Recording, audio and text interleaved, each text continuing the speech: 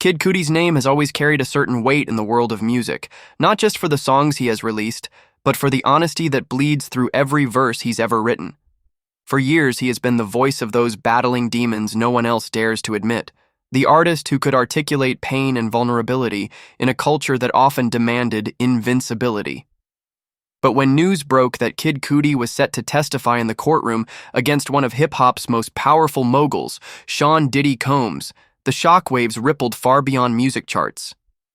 This wasn't just another celebrity appearance in a high-profile trial. This was one of the most authentic, open, and emotionally raw artists of our generation standing in the lion's den, admitting to the world that he hated every single second of the process. But he was there for one reason only: to support Cassie, the woman who had found the courage to call out a giant. The story of Diddy's empire is legendary, but it is also laced with shadows. For decades, he was celebrated as the king of hip-hop entrepreneurship, the man who turned Bad Boy Records into a dynasty, who transformed himself from a Harlem hustler into a global icon. His life was the blueprint for power, money, and fame. But behind the celebrations, the mansions, the flashy parties, and the endless stream of hits, there have always been whispers. Rumors of control, intimidation, and abuse that floated through the industry like smoke no one dared to chase. People talked in hushed tones, but few ever dared to say the words out loud. Cassie Ventura changed that. After years of silence, she came forward with allegations that ripped through the carefully constructed image Diddy had spent decades building. She painted a picture not of glamour and success, but of manipulation, fear, and trauma. For the first time, the untouchable mogul found himself exposed in a way he couldn't buy his way out of. And in that moment, the question was no longer whether people would listen, but whether anyone would stand with her. That's where Kid Cudi comes in. Unlike so many who had benefited from Diddy's empire or stayed silent to protect their own careers, Cudi chose to stand on the side of truth. It wasn't easy. In fact, by his own admission, it was agonizing. He hated every minute of testifying. The courthouse wasn't a stage, and his words weren't lyrics. There was no melody to soften the pain of reliving what he had endured, no beat to disguise the anger he felt. It was raw. It was vulnerable. It was terrifying. Yet he showed up because silence would have been worse. He showed up because Cassie's fight wasn't just hers. It was symbolic of every person in the industry who had been silenced by power. What makes Cudi's presence so impactful is that he has never been a man obsessed with clout. His artistry has always been about bearing his soul, not climbing ladders of influence. Fans know his pain is real because he's never hidden it. He has spoken openly about depression, about addiction, about the darkness that nearly consumed him. So when he stood in that courtroom, people knew this wasn't about revenge or attention. It was about authenticity. He wasn't testifying to trend. He wasn't testifying because he had something to gain. He was there because it was the right thing to do, and because sometimes doing the right thing means sacrificing your own peace. The weight of Cudi's words in the courtroom wasn't just personal. They symbolized a cultural shift. For decades, the music industry had protected its giants. It was a world where money could silence whispers, where loyalty to power meant more than loyalty to truth. But when someone like Kid Cudi, an artist beloved for his honesty, broke that silence, it sent a message that could not be ignored. It was the clash of two eras, the old age of unchecked mogul dominance colliding with a new era where truth was beginning to matter more than image. The irony is that Cudi's connection to Diddy wasn't distant. Their paths had crossed, and the scars of those interactions had shaped his view of the mogul. In fact, years earlier, rumors had swirled about tensions between them, stories that Diddy had once reacted violently to Cudi, even threatening him, and that fear had lingered. It wasn't abstract. It wasn't a story he had heard secondhand. It was real, and it lived in his memory. To walk into that courtroom meant reopening old wounds, and that alone would have been enough to keep most people quiet. But he didn't stay quiet. He chose the harder path. The media, of course, devoured the spectacle. The headlines screamed, the photos circulated, and sound bites were ripped from context and replayed for the world. The narrative became bigger than the individuals.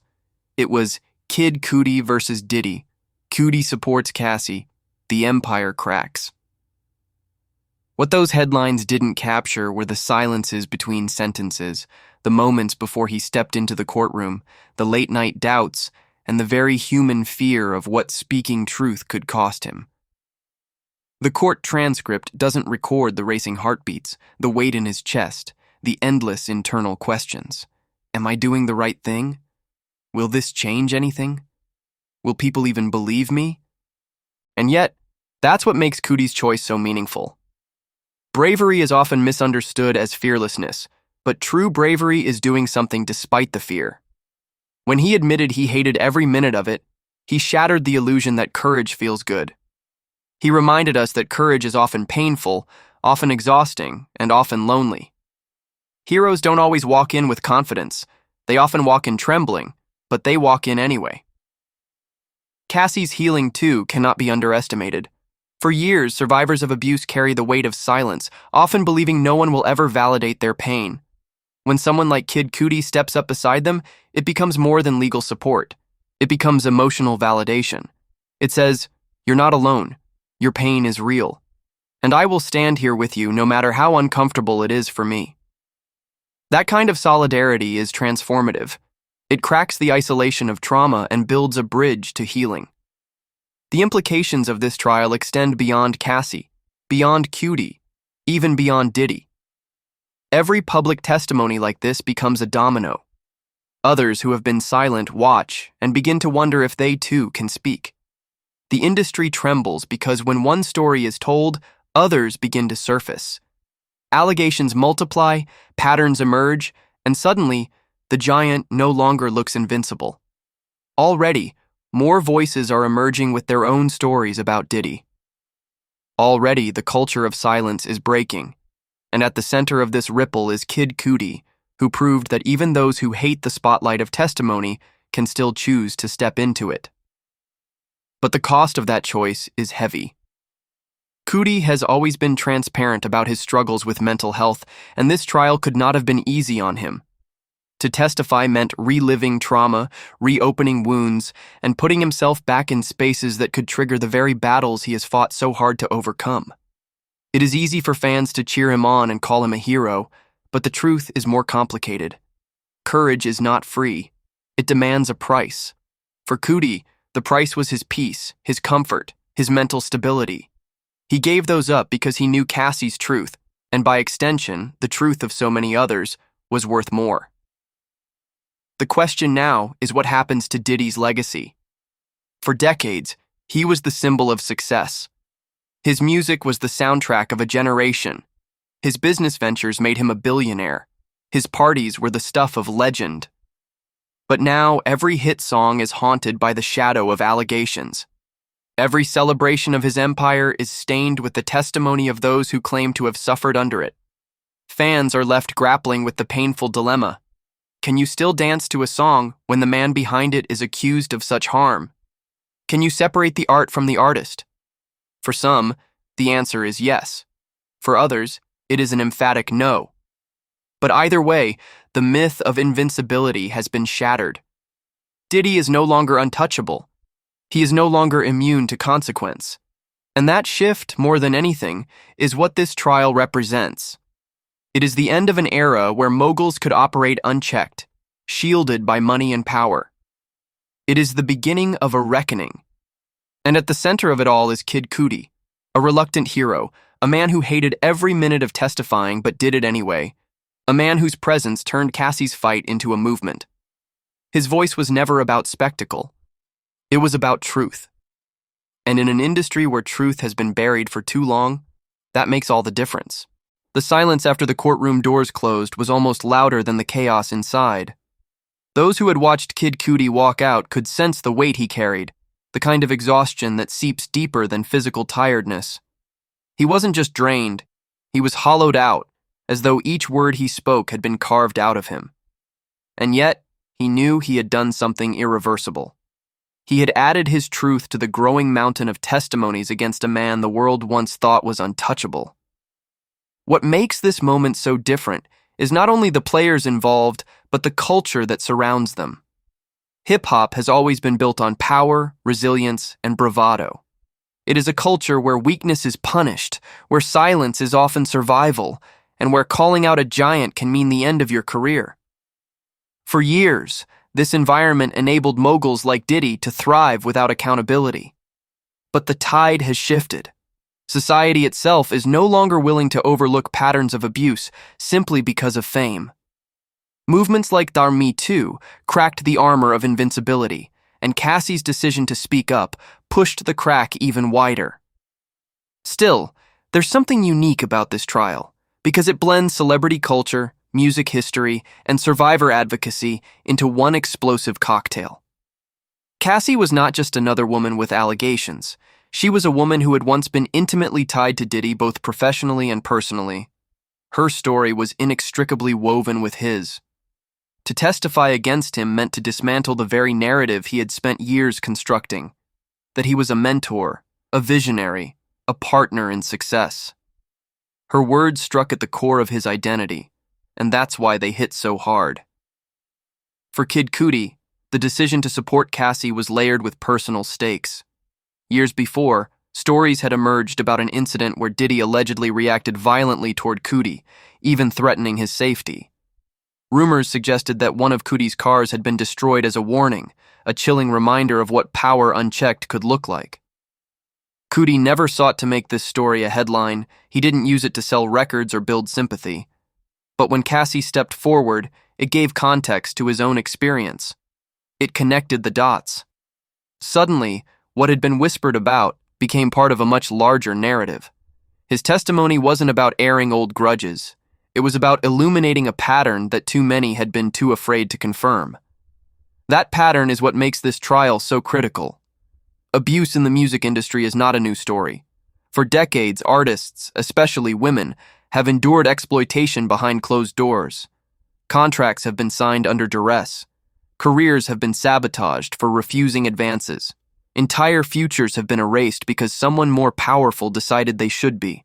But rarely has the veil been lifted in such a public way.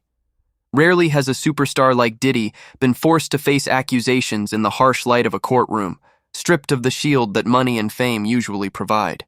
The cultural impact is seismic. Younger artists are watching closely. They are learning that loyalty to the truth matters more than loyalty to power. They are realizing that silence is not the only option, and fans too are waking up. For years, the audience consumed the music without asking too many questions about the people behind it. Now they are being forced to confront uncomfortable truths. To stream a song is no longer a neutral act. It becomes a choice loaded with moral weight. But while fans grapple with these questions, those inside the industry face even harsher realities. Speaking out against a mogul like Diddy comes with risks that extend far beyond headlines. Careers can be destroyed. Collaborations can vanish overnight. Invitations to the right rooms, the right stages, the right opportunities can suddenly stop coming. Everyone knows this, which is why so many remain silent. That's what makes Cudi's choice so courageous. He didn't just risk his comfort, he risked his career, his relationships, his future. He walked into a battlefield armed with nothing but his truth, and that is a kind of bravery the industry rarely sees. Cassie, too, deserves recognition for the magnitude of her decision. Her story was not just one of survival, but of defiance. She knew that by stepping forward, she would face character assassination, victim blaming, and relentless scrutiny. Every decision she had ever made would be picked apart, every relationship dissected, every motive questioned. Survivors know this is part of the price of speaking up, and it keeps many from ever opening their mouths. Cassie chose to endure it anyway. And the fact that someone like Kid Cudi stood beside her only amplified the power of her truth.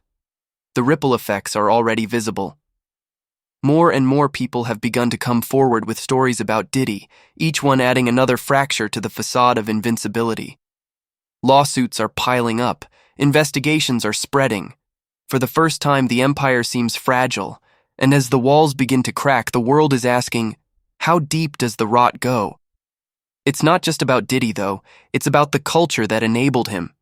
How many executives knew and stayed silent? How many artists looked the other way because their careers depended on his favor? How many people laughed at the rumors without ever asking if there was truth behind them? The trial forces us to confront the uncomfortable reality that abuse on this scale doesn't happen in isolation. It requires an ecosystem of enablers, people who chose silence over action, convenience over justice. This is why Cudi's testimony carries such weight. It disrupts that ecosystem. It proves that silence is not the only choice. And because of who he is, a beloved artist with a reputation for honesty, his words land differently. Fans believe him, peers respect him. His authenticity cuts through the noise. And that authenticity is what makes him so dangerous to someone like Diddy, because it cannot be easily discredited. The courtroom itself has become a theater of contradictions. On one side, the polished defense of a mogul who built an empire on charm and charisma. On the other, the raw vulnerability of survivors and supporters who refuse to stay quiet any longer. The clash is almost cinematic, but the stakes are painfully real. Every testimony chips away at the myth of untouchability. Every detail paints a picture of a man who was not a visionary so much as a manipulator hiding behind success. And yet, even as the evidence mounts, there remains a haunting uncertainty. Will justice truly be served? History has shown us time and again that power has a way of bending outcomes, that money can buy silence, delay, or even dismissal. Survivors know this too well. Cudi knows it as well. Which is why his words about hating every minute of the process resonate so deeply. Because beneath that hatred is another truth. The fear that even after enduring the agony of testifying, the system might still fail. This fear is what makes the trial not just a legal battle, but a cultural reckoning. It forces us to ask difficult questions about the structures we've built, the idols we've elevated, and the truths we've ignored. It forces us to reconsider who we celebrate and why. And in doing so, it forces us to acknowledge the complicity of silence. For fans of Kid Cudi, this moment has an even deeper resonance. His music has always been about survival, about confronting darkness and finding the light. Songs like Pursuit of Happiness or Soundtrack 2. My Life spoke to generations who felt invisible, who carried pain they couldn't name. When he testifies in a courtroom like this, it becomes an extension of his art. It becomes another verse in his lifelong project of telling the truth, no matter how uncomfortable it is. His testimony becomes music without melody, lyrics without rhythm, but it carries the same weight, the weight of honesty. And in many ways, that honesty is contagious. Cassie's courage sparked Cudi's. Cudi's courage sparks ours.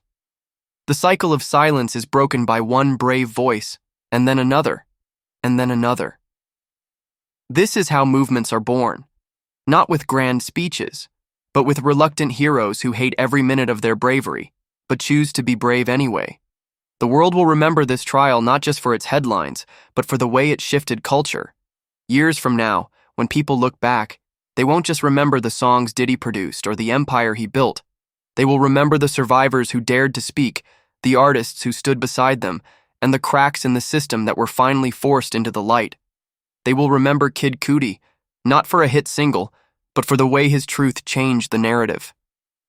And in that memory, there will be a lesson that silence is powerful, but truth is stronger.